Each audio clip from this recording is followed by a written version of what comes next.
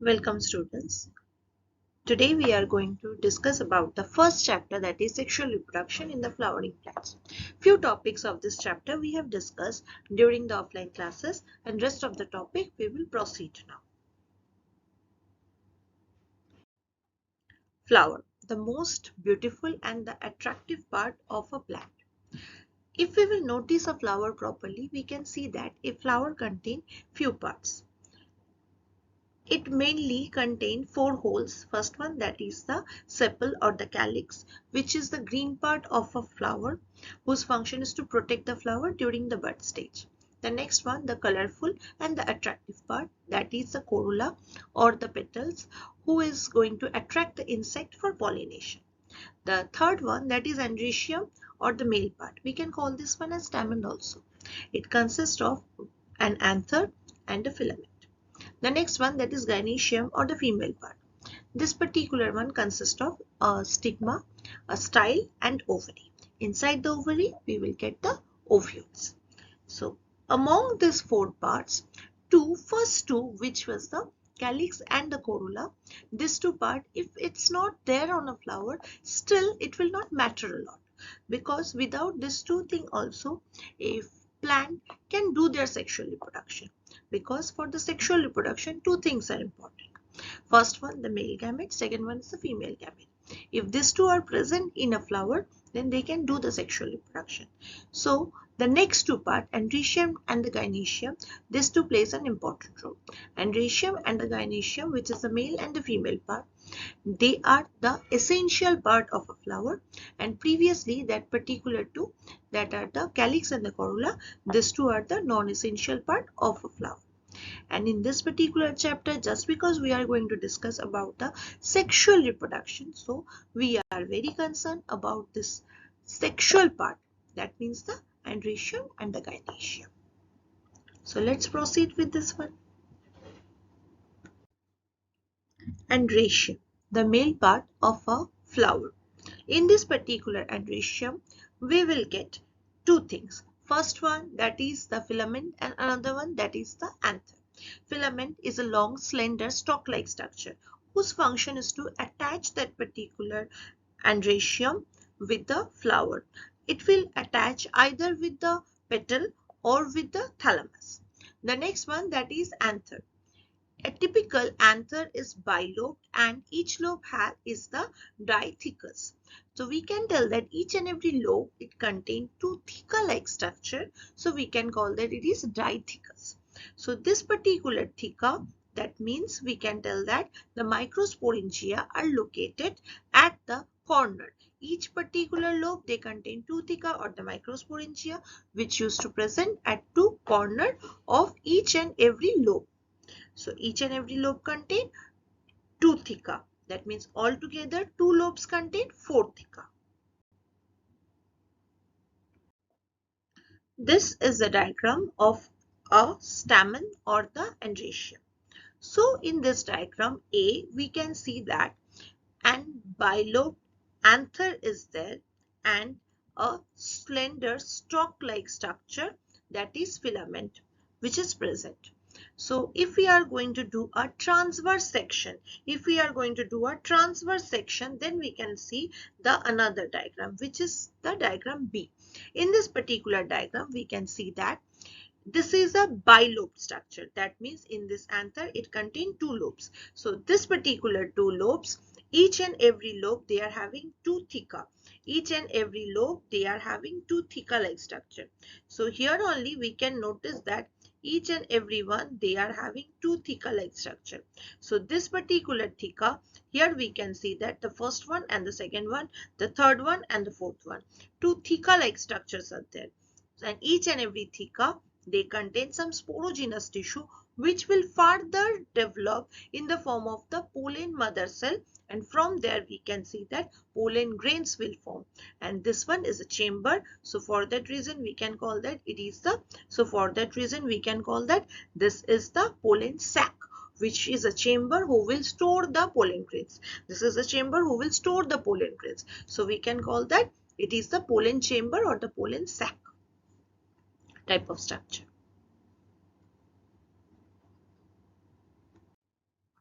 Structure of microsporangia. If we are going to take an anther and if we will do the transverse section of that particular anther, then we will get the microsporangium. The anatomical structure of a microsporangium, if we will see, we will get four layers. The first one, that will be the epidermis, and another one that is endothelium, third one that is middle layer, and the next one will be the tapetum. So first three layer, they will work together whenever that particular anther will be in the mature stage and it will dehiscence or it will burst to release the particular pollen grain. During that particular time, they will protect or they will help that particular anther. But the next one, that is tapetum, they will give the nourishment to the pollen mother cell, because the next layer of this tapetum is the pollen mother cell. So it will give the nourishment to the pollen mother cell, because this particular pollen mother cell will undergo with the division. So for that particular purpose, they need quite more energy. So for that reason, they will help, means that tapetum will help to give the nourishment to this particular pollen mother cells. This is the anatomical structure of a microsporangium. In the first diagram, we can see that this is the transverse section of a particular anther. And here we can see that four sporogenous tissue which is clearly visible. And this particular sporogenous tissue will further develop in the form of the pollen mother cell. So here in this second diagram, we can see the outer layer.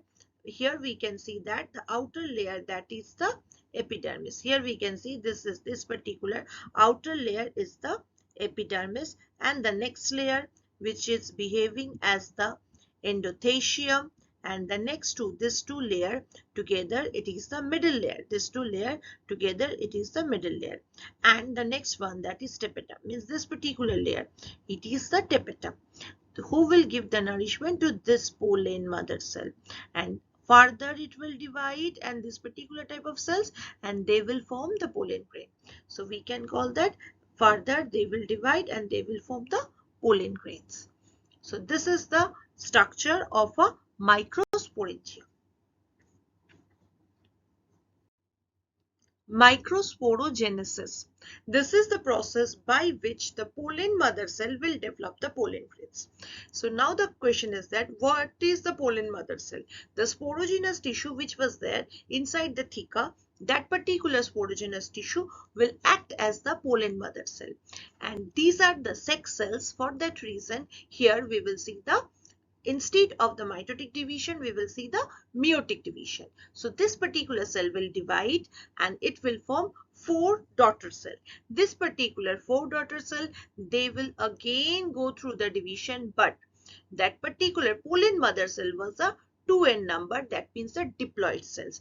But the four daughter cell that it produced, that particular cells, these are the n number of haploid cells. So just because these are the haploid cell, so obviously in case of a haploid cell, meiosis division is impossible. So here we will see the mitotic division, and after this one it will form a two-celled structure. These are the pollen grains. Two-cell structure, these are the pollen cell.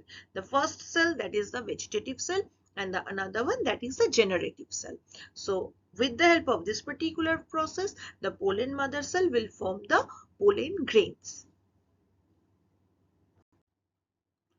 Pollen grains. Basically, it represents the male gamete. It is spherical in shape and it has two layers. The first one, that is the exine, that means the outer layer, who is going to protect this particular pollen from any external situations.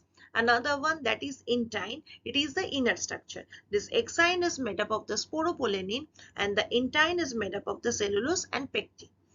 Next, if we will come to the cellular structure, we can tell that this particular pollen grain, it contains two cells. First one, that is vegetative cell, who is going to store the reserve food material, and the another one, that is generative cell, who will further develop in the form of the male gametes. So that means our male gamete is ready till this particular time, because pollen grain means it is the male gamete. It is ready till now. Now we will discuss about the gynoecium. Gynoecium means the female part of a flower. Gynoecium is the female part of a flower. It consists of three parts: style, stigma, ovary. So style is the upper part, stigma is the megasporangia. Actually, this is the structure of a ovule. So whenever we are going to discuss about a ovule, we know that all the ovules, they are attached with the ovary with the help of a stalk-like structure. This particular structure is called that it is funicle, and the particular place of a ovule through which this stalk is attached, we can call this particular place that it is the hilum. We can call this particular one as a hilum. This particular part is the funicle, and this particular part through which this one means that ovule are attached, we can call this one as a hilum. The next one, this ovule has two coverings. These two coverings are called outer integument, another one that is inner integument, and this embryo sac are coated with a cellular structure that is called nucellus. And this hole like structure which is present, this is actually the micropylar pole, and this particular hole is the micropyle, and the opposite of this micropylar pole is the chalazal pole, or we can call this one as a chalazal end, and this one is called as a micropylar end. This one is called as the micropylar end, and the opposite side is the chalazal end. Towards this micropylar end, always we will see that the egg should be present.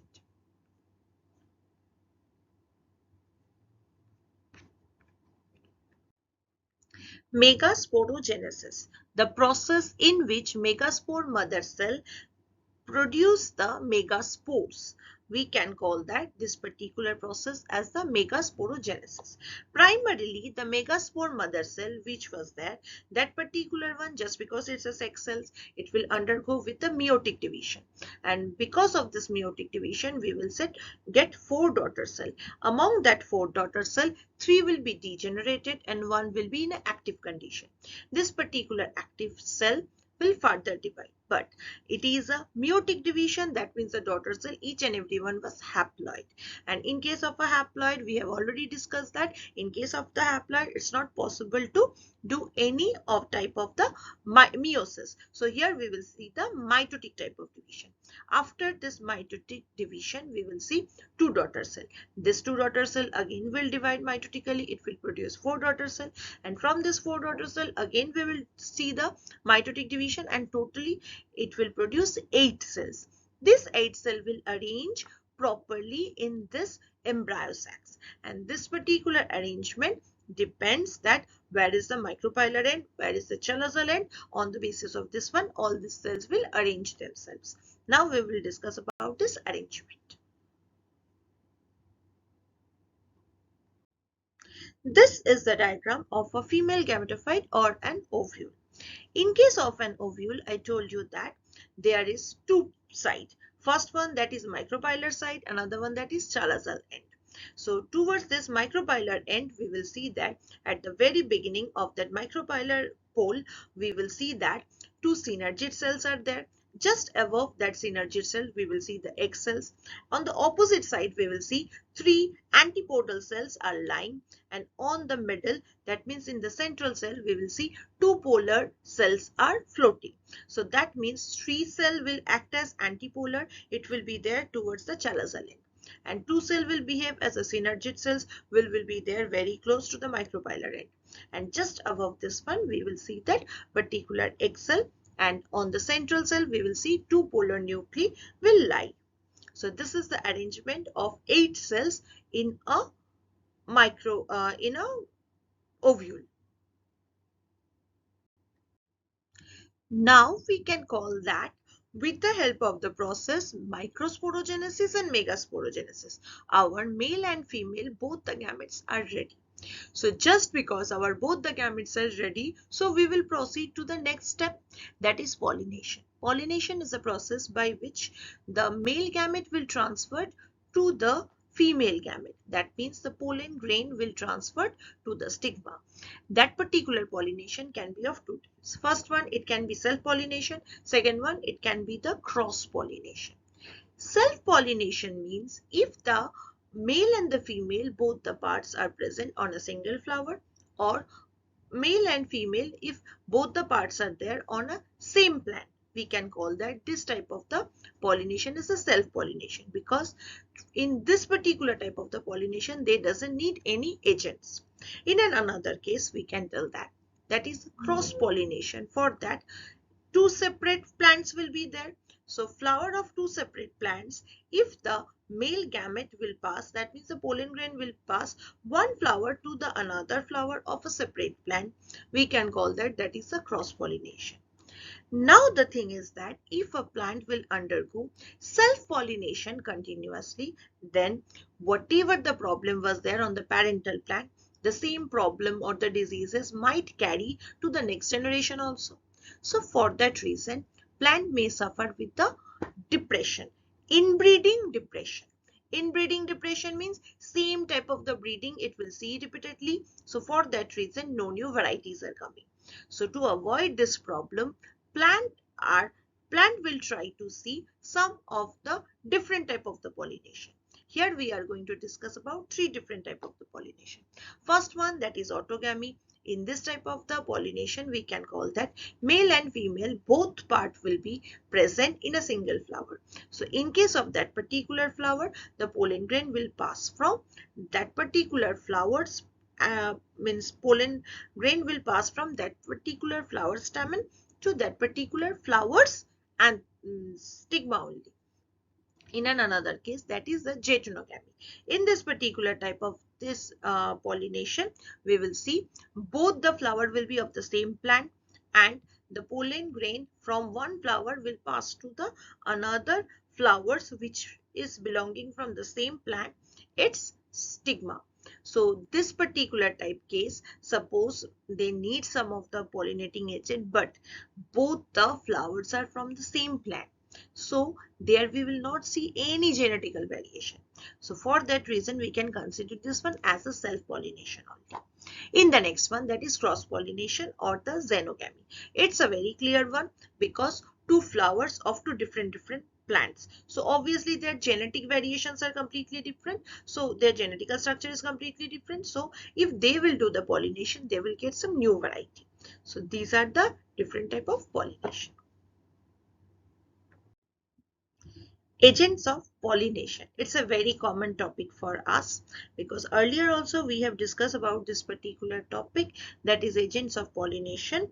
If it is a cross pollination, so for this type of pollination, they will always require a pollinating agent, because those who will carry the pollen grain from one particular flower to the another one, that means this particular pollen grain will carry forwarded with the help of this agent towards the stigma. So they will call that it is the pollinating agent.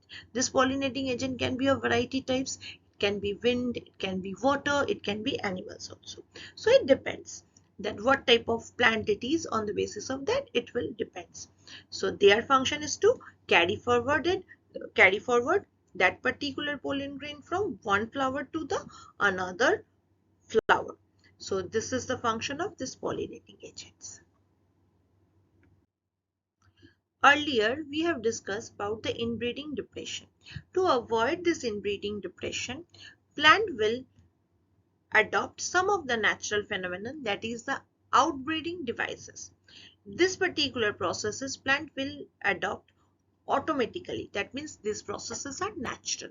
Some of the cases we can notice that suppose the female part which contain the stigma, it is quite taller than the anther. That means with the help of any pollinating agent only it is possible for that pollen grain to reach the stigma. Otherwise it's not possible. So for that reason they have to choose any pollinating agent, or it have to do the pollination with some other pollen grains. So in another case we can see that suppose that particular flowers male part has matured earlier but the female are maturing quite late. It can be vice versa also. Suppose the female part is already mature, the male part is quite late. So in that case they don't have any other option, they have to go through the cross pollination.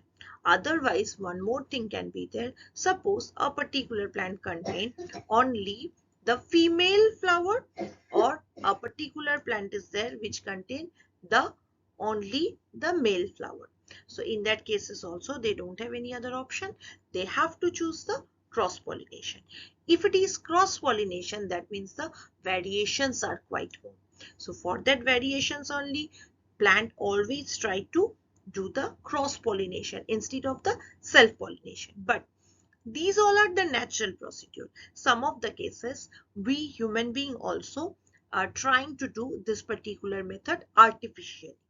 How we can do this one? With the help of the emasculation and bagging method. Emasculation means if we want that the plant should have the cross pollination, before maturing that particular flower, we can cut the male part.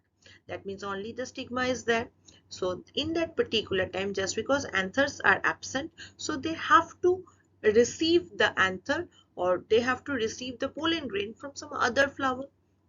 That means they have to do the cross pollination.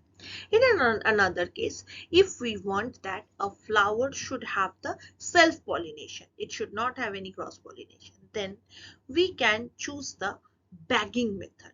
Bagging method means we can keep the flower inside a polythene bag or something.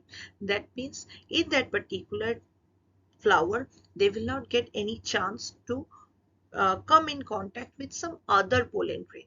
So because of this bagging, they have to do the self pollination. So these are the different methods of outbreeding devices. Double fertilization, it's a very important topic. Why we used to tell this one as a double fertilization?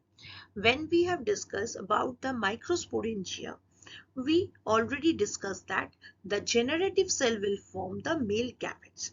This particular generative cell will undergo with cell division and it will form two male gametes. That means in a pollen grain we will get two male gametes, and that vegetative cell will develop as a pollen tube.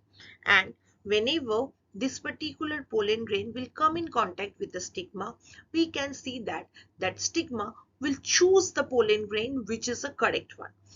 All the pollen grain in a stigma, they will get so many number of the pollen grain, but it will not choose all the pollen grain.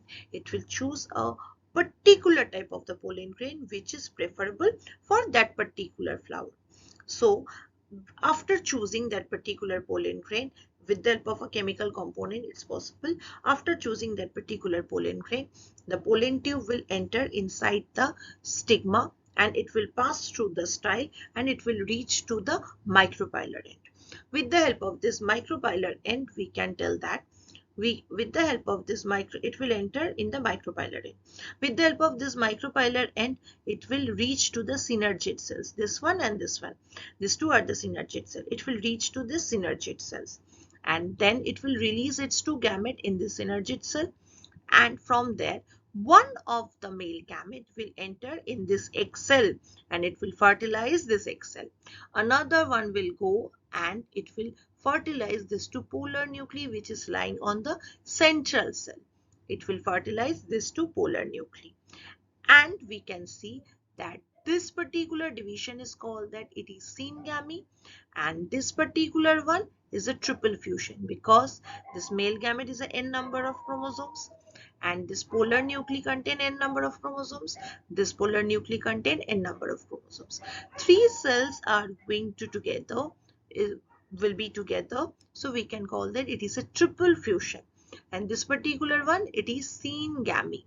So here we can see two fertilization occur at a time, syngamy and another one, that is the triple fusion. So we can call that it is a double fertilization process. This particular syngamy will produce the zygote and this triple fusion will form that endosperm. This triple fusion will form that endosperm. So that means our this double fertilization process is already done.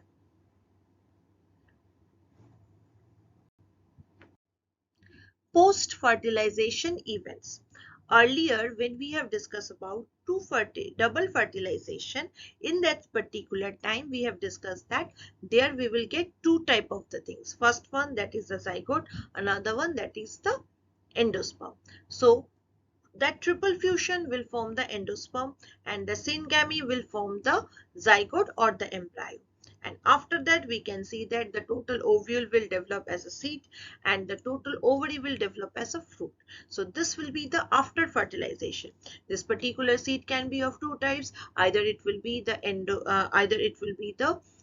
endospermic or it will be the non-endospermic. So on the basis of this one we can classify them.